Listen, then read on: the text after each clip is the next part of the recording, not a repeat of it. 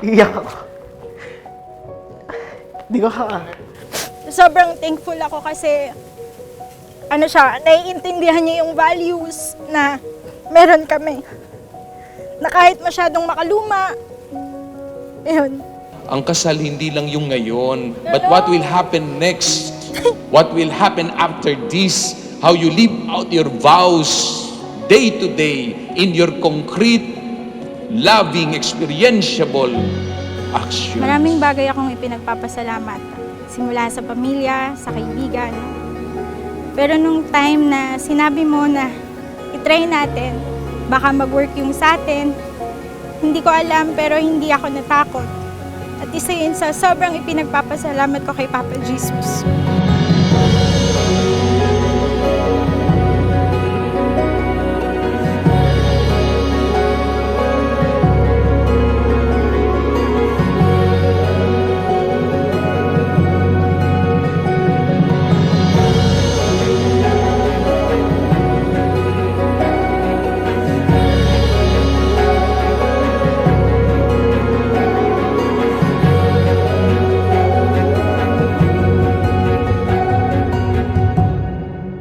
Kahit na kabwisit-bwisit ka at araw-araw kitang aawayin at may mga araw man na ayaw kita makita, ikaw pa rin at ikaw pa rin ang gusto ko makita every morning.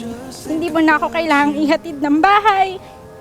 Hindi na siguro magte-text si mama, mangungulit si papa o mag-chat para itanong kung nasa na tayo. Umuwi na tayo kasi gabi na. Simula ngayon, you will be my home. I love you. I can't get you off my mind. You do this to me every night. I can't get you off my mind. We're standing while we're wasting time. So go on without me into your life, right out of mine again. It feels like a bad dream. I'm starting to find this is a fight I can never win. I can't get you off my mind. You do this to me every night. I can't get you off my mind. We're standing while we're wasting time.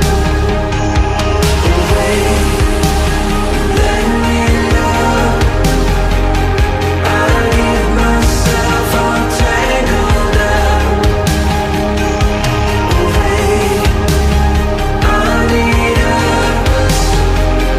I get myself all tangled up. On it goes. Now that I'm alone, let me run. On it goes. Now that I'm alone, let me Iiwan ng babae ang kanyang ama't ina at magsasama na sila. Hindi na sila dalawa, kundi pinag-isa na ng Panginoong Diyos. Ang pinaka-importante na sa iyo, si Arvin. Magmahal at maging tapat.